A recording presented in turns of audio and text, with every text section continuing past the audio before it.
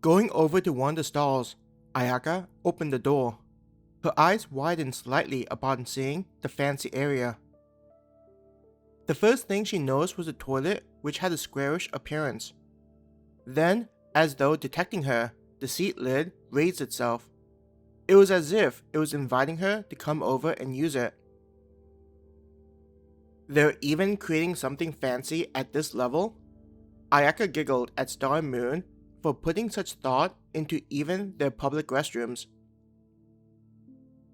The bathroom in the room that she was currently staying inside was impressive and better than what she experienced either at home or school.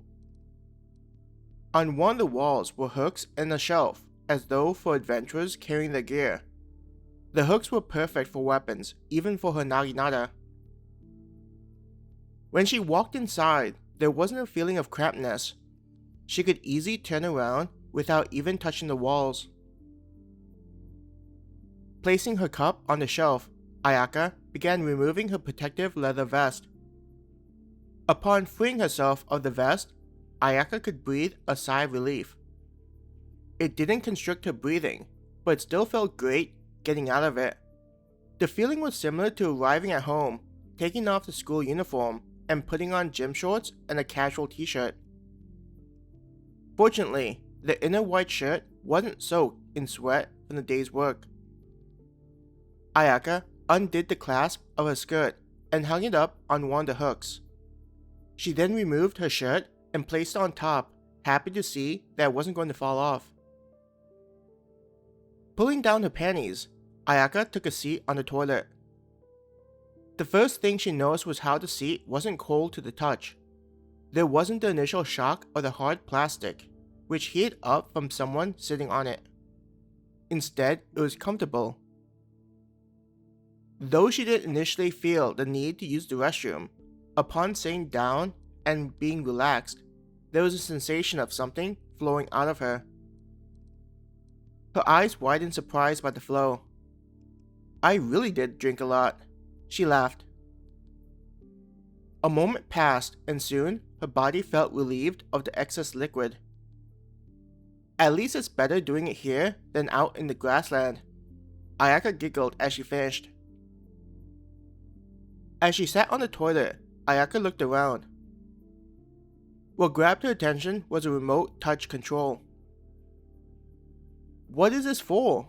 Ayaka stared at the device that was attached to the stall while being conveniently close to her. On the controls were several images. Based on the picture, Ayaka wondered, is that supposed to be water? Reaching out to the control, Ayaka hesitatingly pressed one of the buttons that had the image of someone sitting on the seat and water coming out. Pressing the screen, it changed colors. Below her, there was a soft noise made, and before she had time to wonder what was causing the sound, there was a feeling of water hitting her butt. "What was that?" Ayaka yelped in surprise. Though it had initially surprised her, what was strange was the comfortable feeling that was made. The stream of water pulsated as though massaging her. It kept going for some time before Ayaka began wondering whether she needed to turn off the function. Before she had a chance to check by pressing the button again, there was a gentle breeze that blew out below her. Compared to the water, the sensation of the air wasn't as intense. Instead, it was refreshing on the skin. "It's drying the water," she said in wonder. While the air was drying her bottom, she checked out the other buttons. One of the options that she noticed was a person having long hair and a bow. There was also what looked like water that was squirting upwards.